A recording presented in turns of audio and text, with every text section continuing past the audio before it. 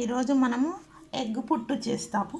2 eggs అండి కొట్టి బౌల్లో వేసుకుందాము. ఎగ్ పుట్టు చేస్తున్నాను. 3 ఆనియన్స్, 2 మిర్చీస్ అండి, అల్లం వెల్లి పేస్ట్. ఇప్పుడు మనం ఎగ్ కొట్టి ఇందులో వేసుకొని చూద్దాం ఎలా ఉంది గుడ్డు, బాగుందా అని.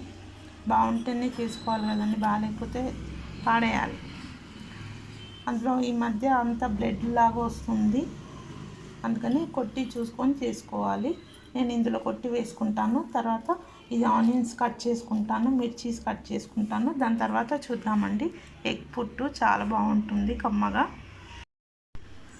ఆనియన్ కట్ చేసుకున్నామండి, పచ్చిమిర్చి కట్ చేసుకున్నాము, కొత్తిమీర కొంచెం, ఎగ్స్ కొట్టి వేసుకున్నాము, అల్లం వెల్లి పేస్ట్, పసుపు, ఉప్పు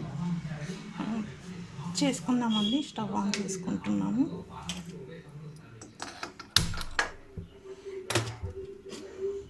ఆయిల్ వేసుకుంటాము.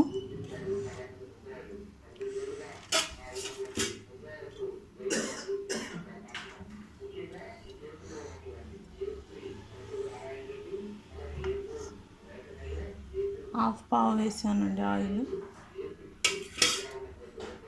ఆయిల్ హీట్ అయ్యాక ఆనియన్స్, పచ్చిమిర్చి వేద్దాం. ఆనియన్స్ వేసుకుందామండి. ఆనియన్, పచ్చిమిర్చి. ఆయిల్ హీట్ అయిపోయింది కదా,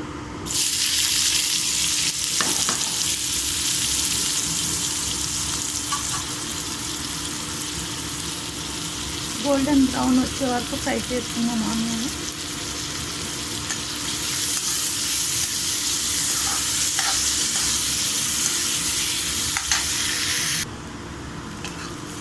పసుపు వేసుకున్నామండి.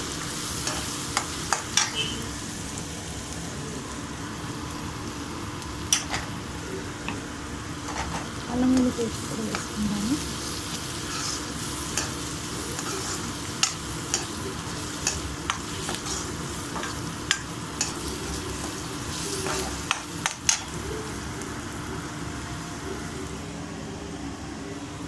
అల్లం వెల్లుల్లి పేస్ట్,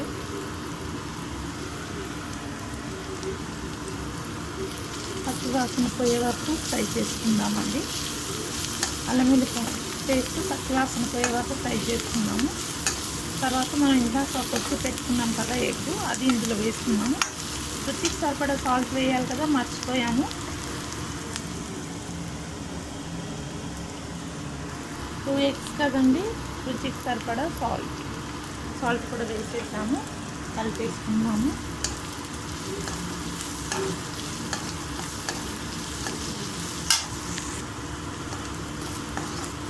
కలిపేసుకున్నాం కదండి. ఇప్పుడు మనం ఎగ్ వేసేసుకుందాం. ఇందులో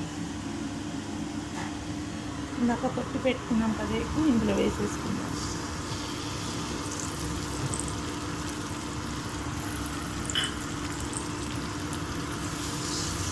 ఎగ్ పుట్ రెడీ అవుతుందండి.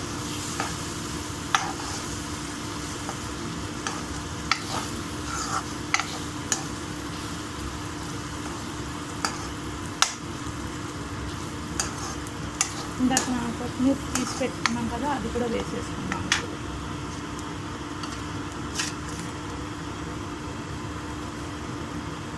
మన ఎన్ని గుడ్డు పుట్టు రెడీ అయిపోయిందండి.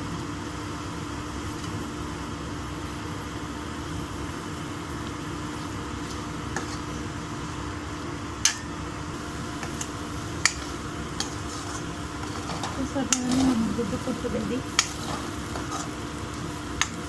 కొంచెం ఇలా మూసి పెట్టుకుందాము.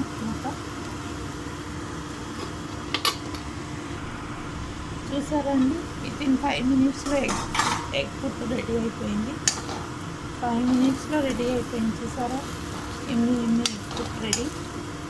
చూసారు కదా, చపాతీస్కి, రైస్కి చాలా బాగుంటుంది. స్టవ్ ఆఫ్ చేసేద్దాము. అయిపోయిందండి మన ఎగ్ పుట్టు. కొత్తిమీర కూడా వేసేసాం కదా. మీరు కూడా ఇలానే వెరైటీ డిష్లు చేసి తిని ఎలా ఉందో కామెంట్స్లో చెప్పండి. Thank you guys.